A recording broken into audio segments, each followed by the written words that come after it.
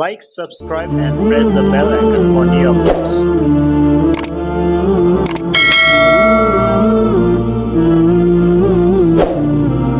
نحمده ونصلي ونسلم على رسوله الكريم اما بعد فاعوذ بالله من الشيطان الرجيم بسم الله الرحمن الرحيم قل تعالوا اتل ما حرم ربكم عليكم اللہ تشرکوا به شیئا وبالوالدین احسانا ولا تقتلوا اولادکم من املاق نحن نرزقکم وإیاہم ولا تقربوا الفواحش ما ظہر منها وما بطن ولا تقتلوا النفس التي حرم الله ولا تقتلوا النفس التي حرم الله إلا بالحق ذلكم وصاكم به لعلكم تعقلون صدق الله العظيم اللهم صل على سيدنا ومولانا محمد وعلى آل سيدنا ومولانا محمد وبارک وسلم ثم صلی علیہ۔ ما قبل کے 2 سے 3 رکوع جو ہیں وہ مسلسل اسی ایک مضمون کے بیان کے اندر چلے کہ اللہ نے اپنی قدرت کی نشانیاں ذکر کرنے کے بعد زمین، آسمان، کھیتی، درخت، یہ جانور، ان کو رزق، ان کی ساری باتیں ذکر کرنے کے بعد اصل مسئلہ یہ نکالا کہ یہ سب کچھ پیدا کرنے والا میں ہوں تو عبادت کے لائق بھی میں ہوں۔ یہ جو اب آیات اور یہ رکوع جو آ رہا ہے نا، انتہائی اہم، یوں سمجھیں پوری سورۃ الانعام کا خلاصہ ہے یہ رکوع۔ اس کی ایک آیت میں نے اس لیے تلاوت کی، ان 3 آیات میں، اس رکوع میں اندر ٹوٹل 4 آیتیں ہیں، لیکن پہلی جو 3 آیتیں ہیں اللہ نے 10 چیزوں کا حکم دیا ہے۔ آج کی جو ہم نے ایک آیت پڑھی اس میں 5 چیزوں کا حکم ہے، اور یہ وہ احکامات ہیں اس کے بارے میں فضیلت کے اندر جو حدیث وارد ہوئی ہے اس میں فرمایا کہ حضرت کعب احبار ایک تابعی ہیں، وہ فرماتے ہیں یہودی تھے، مسلمان ہو گئے کہ یہ جب آیتیں اتری اور میں نے یہ احکامات پڑھے، اور جب ہمیں قرآن مجید کے بعد میں جب ہم نے تلاوت کی اور سنی تو فرماتے ہیں کہ تورات کی جہاں سے ابتدا ہو رہی ہے نا، آغاز بسم اللہ الرحمن الرحیم، اس کے بعد انہی 10 چیزوں کا حکم آیا۔ یعنی یہ اتنے اہم مسئلہ ہے جو پچھلی کتابوں میں مسلسل بیان ہوتا چلا آیا ہے۔ اس کے بعد حضرت عبداللہ بن مسعود رضی اللہ تعالی عنہ وہ فرماتے ہیں کہ اگر کوئی بندہ یہ چاہتا ہے کہ مجھے رسول اللہ صلی اللہ علیہ وسلم کی کوئی وصیت پتہ چل جائے تو وہ فرماتے تھے کہ حضور صلی اللہ علیہ وسلم کا وصیت نامہ یہ 3 آتے ہیں، اللہ کے حکم سے یہ وصیتیں ہیں۔ عبداللہ بن حضرت عبادہ بن صامت رضی اللہ تعالیٰ عنہ سے روایت ہے، وہ فرماتے ہیں کہ حضور علیہ السلام نے ایک دن فرمایا خطاب کر کے، کون ہے جو مجھ سے 3 آیتوں پر بیعت کرے، یعنی میرے ہاتھ میں ہاتھ رکھ کر یہ بیعت دے کہ میں ان 3 آیتوں پر من و ان عمل کروں گا۔ اور پھر صحابہ نے پوچھا وہ کون سی، تو حضور صلی اللہ علیہ وسلم نے یہ 3 آیتیں تلاوت فرمائی جو اس رکوع میں آ رہی۔ تو گویا کہ اس رکوع کے اندر اور اس پہلی ایک آیت میں اللہ نے 5 اور پھر اس کے بعد دوبارہ 5، ٹوٹل 10 چیزوں کا جو حکم دیا، اپنے حساب سے ایک انتہائی اہم مسئلہ ہے۔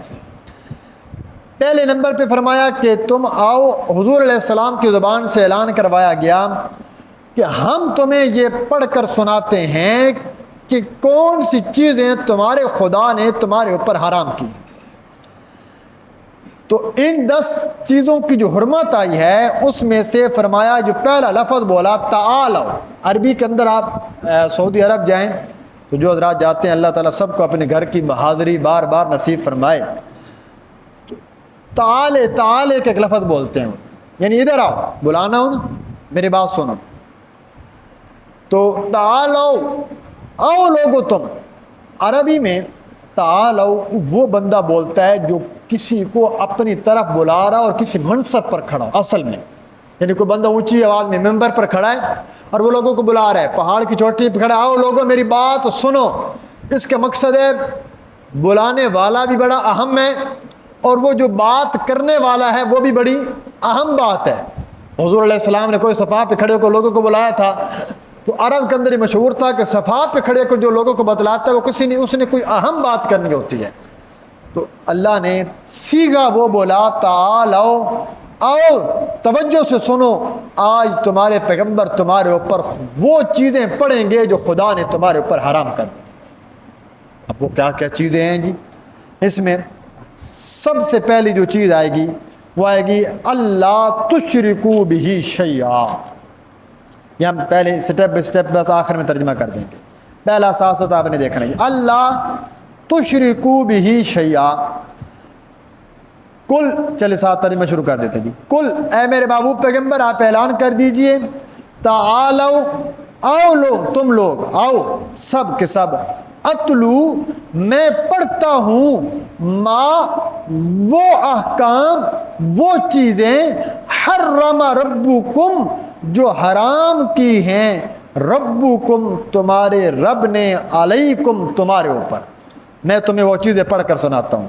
سب سے پہلی چیز جی اللہ تشرکو بہ شیئا، کہ تم ہرگز نہ شریک کرو اللہ کے ساتھ ذرہ برابر بھی کسی ایک کو، اللہ کے ساتھ کسی کو شریک نہ کرو، بس جی پہلی چیز۔ اب اس سے آغاز کیوں کیا؟ کیونکہ آپ بہت ساری حدیث شریف ملتی ہیں کہ حضور علیہ السلام نے فرمایا 7 ہلاک کرنے والی چیزوں سے بچنا۔ کون سی ہلاک؟ سب سے فرمایا شرک نہ کرنا۔ پھر ایک موقع پہ فرمایا لوگوں شرک نہ کرنا۔ جبریل امین تشریف لائے، اللہ نے اعلان فرمایا ہے آپ کی امت کے لیے بڑا رحمت کا فیصلہ ہے، آپ امت کے بارے بڑے پریشان رہتے ہیں، اللہ نے ایک فیصلہ فرمایا ہے۔ کون سا فیصلہ ہے؟ اللہ نے یہ فیصلہ کیا ہے کہ آپ کی امت کا ہر وہ شخص، آپ کا ہر وہ امتی جس نے دنیا میں شرک نہ کیا ہوگا، اللہ اس کو ایک نہ ایک دن ضرور جنت میں داخل کرنا ہے، یعنی ہمیش کی جہنم ختم۔ شرک سے بچنا ہے۔ تو شرک اتنا بڑا سخت گناہ تھا، ابتدا اس لیے اس سے کی کہ اگر بندہ باقی سارے کاموں سے بچ جائے، شرک سے نہ بچے تو اس کا کوئی فائدہ نہیں، کیونکہ اس کا سارا نامہ اعمال کیا ہو گیا؟ برباد ہو گیا۔ اب شرک کیا ہے؟ ذات کے اندر اللہ کے ساتھ تو کوئی بھی نہیں کرتا ہمارے ہاں، ارد گرد جو کافر ہیں وہ کرتے ہیں۔ صفاتی شرک بہت ہے، بہت زیادہ ہے صفات کا شرک۔ اور ایک اس کے علاوہ بھی شرک کی قسم بتاتا ہوں۔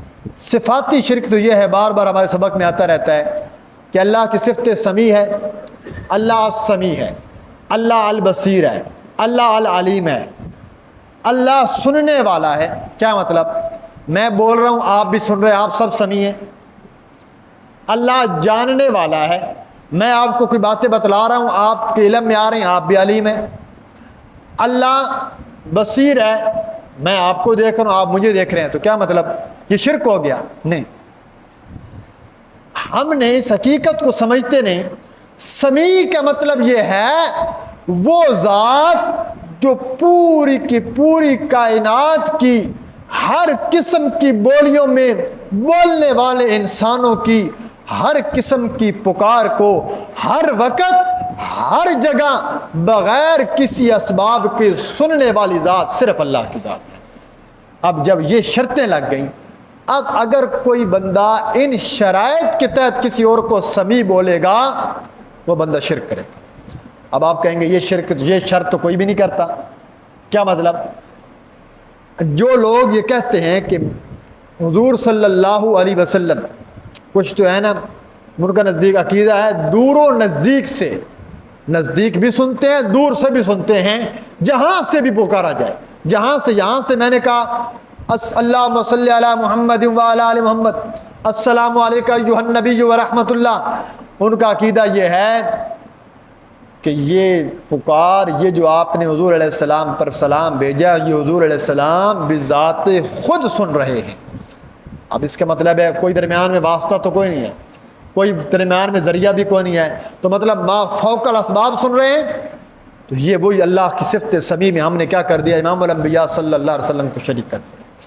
اگر یہی نظریہ کسی ولی کے بارے میں، یہی نظریہ کسی پیر کے بارے میں، یہی نظریہ کسی عام انسان کے بارے میں یہ بات ہے کہ ہر مردہ سنتا ہے، ہر قسم کا انسان سنتا ہے، تو بھائی پھر تو یہ شرک ہو جائے گا۔ ہاں، امریکہ میں ایک بندہ بیٹھا ہے، ہم روزانہ لوگ آج کل فون کر رہے ہیں، آپ اس سے بات کر رہے ہیں، آپ کی بات وہ امریکہ میں سن رہا ہے، کس کے ذریعے؟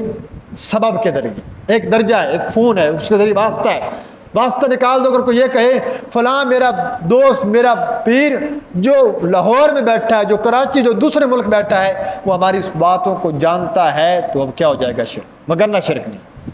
یہی سفتے سے ساری لے لیں، عالم میں، بصیر میں دیکھ رہا ہے، ساری بحث بھی تفصیل میں نہیں جاتا۔ ایک ہے شرک خفی، جس کے بارے میں نے آپ کی بات کرنی تھی۔ شرک خفی کیا ہے کہ جس کے بارے میں صحیح مسلم شریف کی روایت ہے، امام الانبیاء صلی اللہ علیہ وسلم نے ارشاد فرمایا کہ ایک بندہ نماز پڑھ رہا تھا، اس نے دیکھا کہ ساتھ والا نمازی کیا ہے، مجھے دیکھ رہا، اس نے اپنی نماز کو لمبا کر دیا تاکہ وہ تعریف کرے کہ بڑی اچھی نماز پڑھتا ہے۔ حضور علیہ السلام نے فرمایا فقد اشرکا، اس بندے نے شرک کیا ہے، اللہ کے لیے نماز پڑھ رہا تھا، اب اللہ کے لیے ختم، بندے کے لیے پڑھنا شروع کر دیا۔ یہ ہے شرک خفی، اس کو بولتے ہیں ریاکاری۔ ریاکاری کا مطلب یہ نہیں ہے کہ میں نے جمعے پہ چندے کی اپیل کی، ایک بندہ اٹھا اور اس نے آپ کے لیے سامنے 500 روپے 1000 روپے پھینکا، آپ نے کہا دیکھو جی یہ تو ریاکاری کر رہے ہیں۔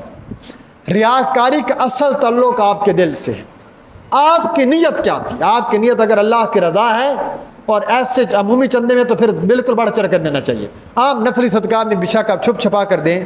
تو اس حوالے سے ریاکاری کا مطلب ہے آپ کوئی بھی کام کر رہے ہیں اس میں اصل مقصد، پچھلے دنوں مجھ سے ایک ساتھی نے سوال کیا کہ میرے ذہن میں بڑا اشکال رہتا ہے جی، اشکال کیا تھا؟ وہ واقعتاً ہونا چاہیے کہ ہم جو جنازے پڑھتے ہیں، ہم جو لوگوں کے لیے تعزیت پہ جاتے ہیں، ہم لوگوں کی بیمار پرسی پہ جاتے ہیں، حالانکہ یہ سارے کام سنت ہیں، لیکن ہم سب جانتے ہیں کہ یہ کام ہم کیوں کرتے ہیں۔ جنازے پہ اس لیے جاتے ہیں تاکہ لوگ ایسا نہ کہیں محلے والے بھائی اچھا محلے دار ہے، ہمارے جنازہ بھی اس نے نہیں پڑھا تھا۔ دوست احباب کی خاطر جاتے ہیں، وہ ہاں بندہ بیمار ہے یار وہ گلہ دے گا اس لیے چلے جاتے ہیں۔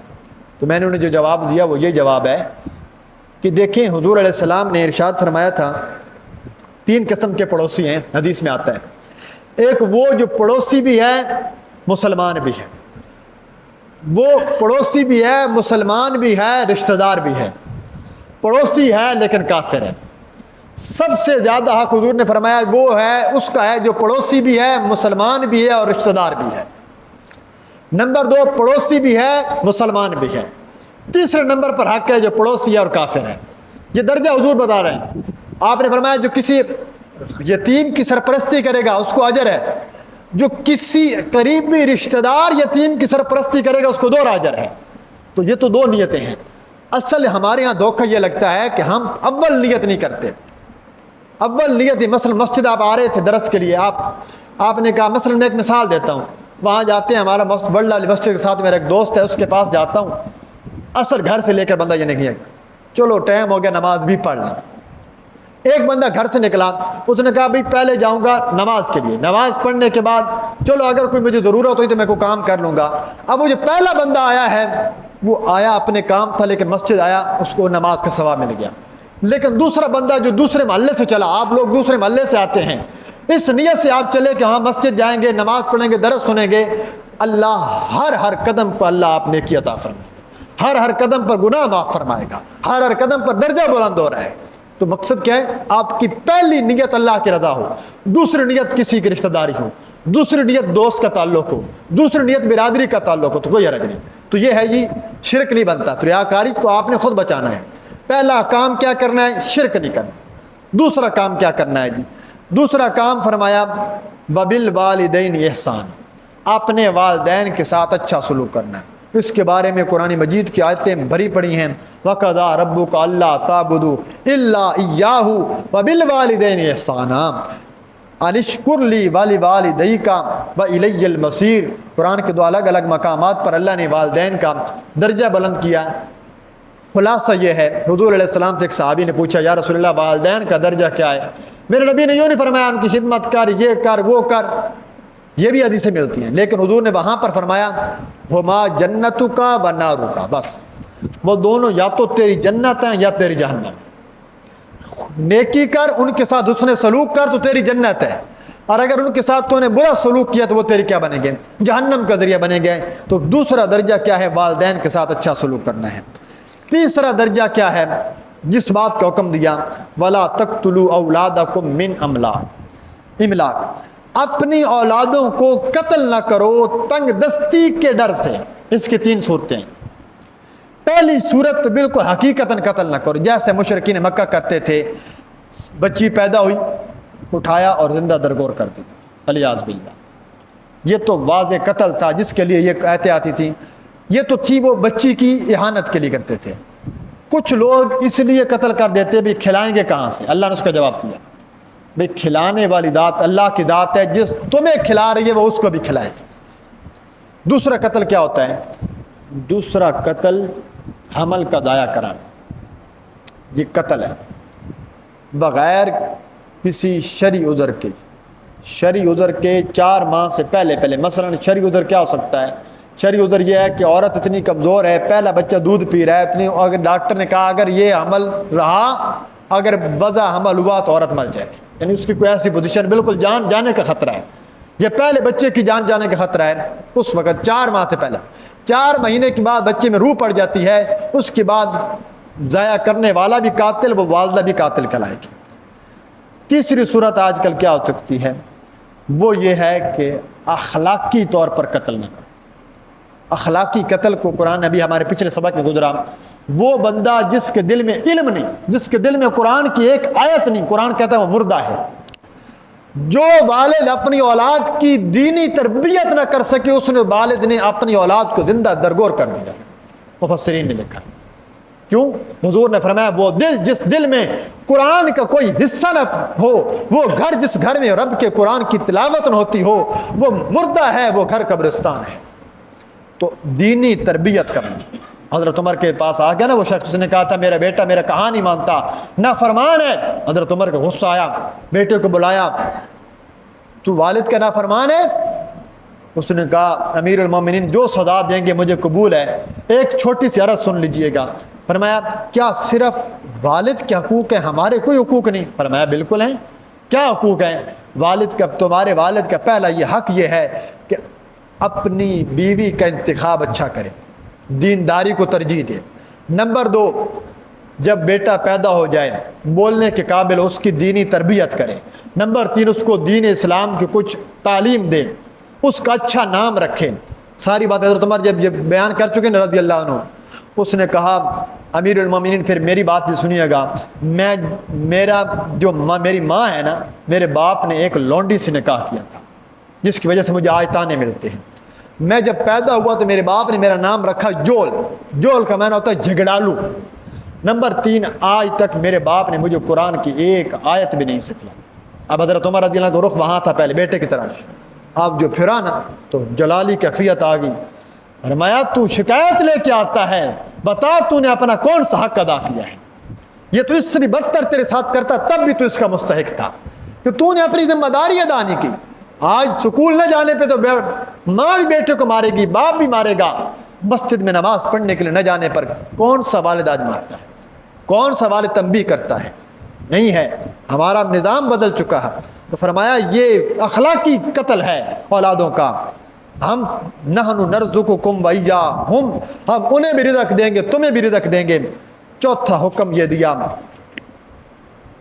ولا تقربوا الفواحش، بے حیائی کے کاموں کے قریب مت جانا، ما ظہر منہا وما بطن، جو ظاہراً ہو یا مخفی ہوں۔ ولا تقربوا الفواحش، مت قریب جاؤ تم الفواحش، بے حیائی کے کاموں کے، ما ظہر منہا، چاہے وہ بے حیائی کا کام ظاہراً کیا جائے، وما بطن، یا وہ چھپ کر کیا جائے۔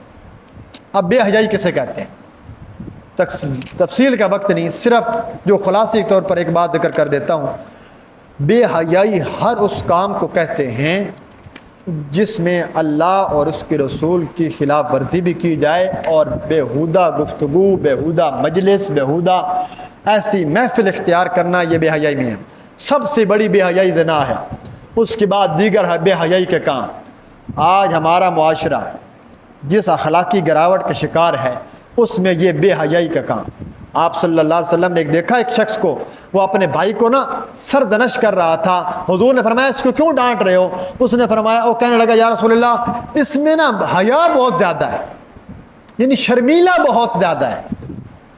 حضور نے فرمایا یہ کیا کہہ رہے ہو؟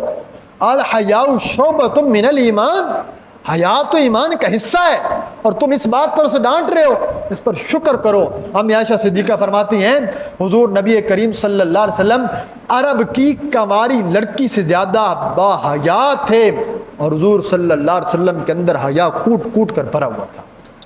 آج ہماری محفلیں حیا سے عاری ہو چکی، مجلسیں جب تک شادی میں گانا بجانا، یہ ڈھول تھاپ، یہ ساری بےہودگی نہ ہو، لوگ کہتے ہیں پتہ نہیں شادی ہوئی نہیں ہے، تو یہ بے حیائی ہے۔ اور سورہ نور میں اللہ نے فرمایا جو لوگ معاشرے میں بے حیائی پھیلانے کو، آج موبائل کا دور ہے، سوشل میڈیا کا دور ہے، جو لوگ سٹیٹس لگاتے ہیں، گانے لگاتے ہیں، وہ بے حیائی کو فروغ دیتے ہیں۔ اور حضور نے، اللہ کا قرآن کہتا ہے ایسے لوگوں کے لیے ہم جہنم کا ایندھن بنائیں گے، ایسے لوگوں کو سخت قسم کا، دنیا میں بھی عذاب دیں گے، آخرت میں بھی عذاب دیں گے۔ اس کی بہت ساری قسمیں ہیں، میں اس کی تفصیل میں نہیں جاتا، وقت نہیں ہے۔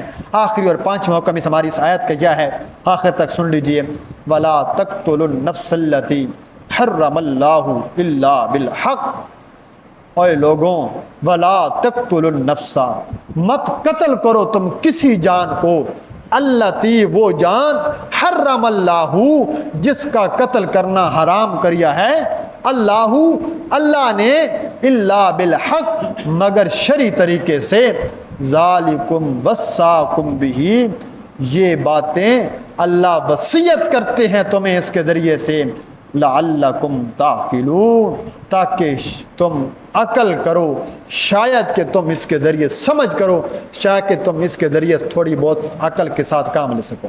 یہ پانچواں حکم ہے جی، کسی کو قتل نہ کرو۔ قتل کرنا، قرآن مجید میں جتنے جرموں کی سزا بیان ہوئی ہے نا، سب سے سخت سزا قتل کی بیان کی گئی، بلا وجہ قتل۔ آج کتنی دشمنیاں، آج چھوٹی چھوٹی بات پر ایک دوسرے کو قتل کر دینا، یہ چھوٹا گناہ نہیں ہے مسلم، اللہ نہ کرے اگر کوئی بندہ یہ کہے کہ میں اپنے بھائی اس بندے کو اس لیے قتل کر رہا ہوں کہ اس کا قتل کرنا حلال ہے، اسی وقت کافر ہو جائے گا۔ حلال سمجھ کر نہیں کر رہا، ویسے مار دیا، غلطی سے مار دیا۔ تین قسم کا قتل شرعی طریقے سے جائز ہے اور وہ بھی حکومت وقت کرتی ہے، عام بندہ نہیں کر سکتا۔ شادی شدہ بندہ زنا کر لے، اس کو قتل کرنے کی سزا قرآن بتلاتا ہے، شریعت بتلاتی ہے، حدیث شریفہ سے ثابت ہے کہ اس زندہ لڑکی اور لڑکے کو زندہ گڑھا کھود کر پتھر مار مار کر اس کو ہلاک کر دو، عبرت کا سما بنا دو۔ نمبر 2، اگر کوئی بندہ کسی بندے کو ناحق قتل کر دے، اس کا قتل بھی شرعی طریقے پر وہ فرمایا کہ وہ اس کا جائز ہو جائے گا، کیونکہ اس نے جب کسی کو قتل کیا ہے اس نے اللہ رب العزت کے اس حکم کو توڑا ہے جس کی اللہ نے منع کیا تھا۔ اور تیسرا اور آخری یہ بات ہے کہ کوئی مسلمان بندہ کلمہ اپنی مرضی سے پڑھا، یہ مسلمان گھرانے میں پیدا ہوا اور اس کے بعد اس نے اسلام چھوڑ کر مرتد ہو گیا، 3 دن کی مہلت دی جائے گی۔ 3 دن کی مہلت کے اندر اگر وہ مسلمان، یہ سزا صرف مرد کی ہے، یہ بات ذہن میں رکھیے گا، مرتد کو جو قتل کرنے کی سزا صرف مرد کیا، عورت کو ہمارے ہاں قتل نہیں کیا جاتا، اس کو ہمیشہ ہمیشہ کے لیے جیل میں بند کر دیا جائے گا، جب تک یا تو دین کو چھوڑ واپس آ جائے یا ہمیشہ اسے جیل میں مر جائے گا۔ مرد اگر مرتد ہو جائے تو 3 دن کے بعد اگر وہ اسلام قبول نہیں کرتا، واپس نہیں آتا، تو اس کو گردن قلم کر دی جائے گی۔ یہ حکومت وقت کا کام ہے۔ اس کے علاوہ جو قتل ہے وہ سارا ناحق ہے۔ یہ 5 چیزوں کا حکم اللہ نے آج اس آیت میں دیا۔ کل کے سبق میں انشاءاللہ اگلی 5 آیتوں کا 5 چیزوں کا بیان آئے گا۔